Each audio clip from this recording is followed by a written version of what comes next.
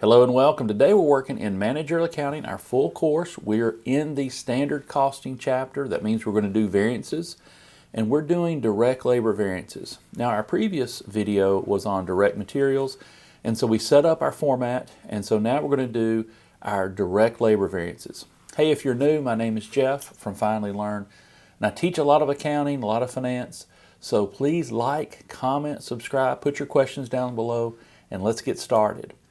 So here we have Knox Company. They have the following standard cost for labor. It takes 3 hours of direct labor, and they're going to spend $24 of direct labor per hour. Hard for me to say. 3 hours of direct labor, and it's going to cost them $24 per hour. Does that make sense? Now we produce 4,000, and our actual production is 12,600 hours. Is what we used, and we spent $24.60 per hour. So here we're going to use the format that we introduced in direct materials. We're going to use the same format, except it asks us for not the price and quantity variance, but the labor, rate, and efficiency variances. Here's a little secret.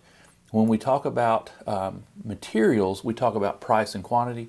When we talk about labor and overhead, instead of calling it price variance, we call it rate variance. Don't tell anybody, shh. This is the same thing as the price variance, except we call it labor rate variance. And in the quantity variance, it's quantity of hours, so we don't think of it in terms of quantity.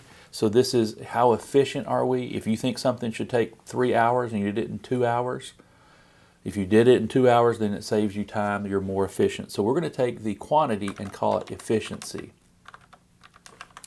So price and quantity now magically becomes rate and efficiency. All right, so here's how we do this problem. We're going to take the actual quantity times the actual price and get the actual cost. Remember, it's price times quantity equals cost. So for this one, our actual quantity of hours is 12,600. I'm going to point to this right here.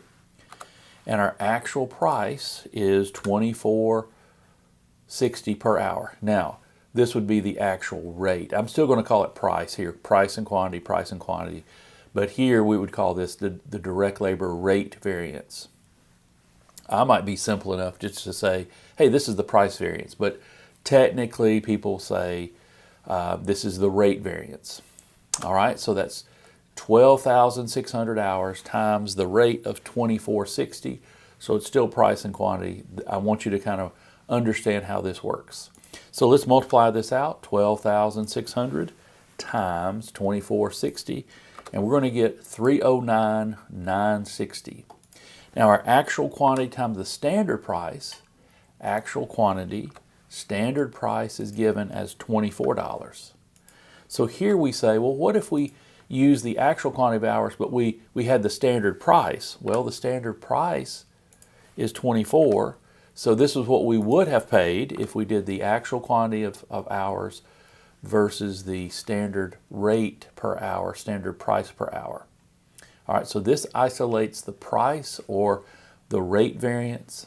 And then the last one, we need to figure out, well, what's the actual quantity versus the standard quantity? Well, to make one, we can't just put 3. 3 is not going to work. We need, what's the standard for 1? Well, 3 hours of direct labor.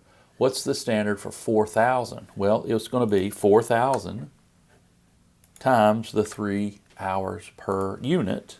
So that's 12,000, and the standard rate or the standard price per hour is 24. All right, so we can multiply that out. So this is going to be 12,000 times $24, and that's going to be 288,000. So here's what happens.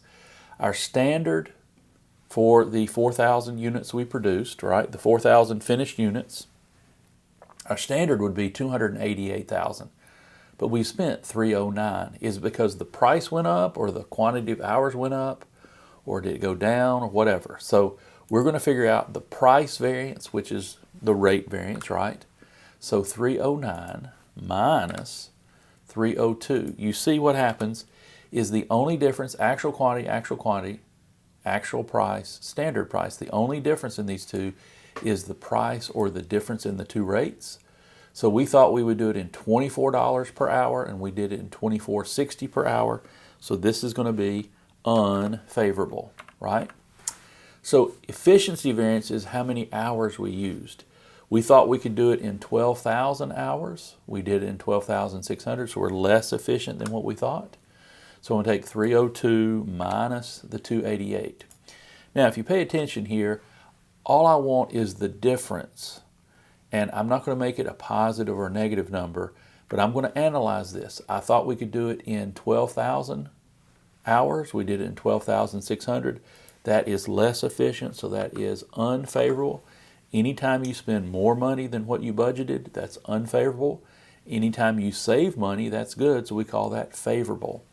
So these two, we could add them up, 75.60 plus 14.4, that's our total variance, or we know it's the difference between the 309 minus the 288. The difference is going to be 21,000. You see this, 75.60 plus the 14,400 is 21,960. And because they're both unfavorable, this will be unfavorable. One could be positive and be favorable, one could be negative and be unfavorable, but this is our total labor variance. So what is our direct labor rate variance? It's unfavorable, 75.60. What's our efficiency variance for our direct labor? It is 14,400 unfavorable. These two added together will be the total variance. We spent $21,960 more than what we thought, so that's unfavorable.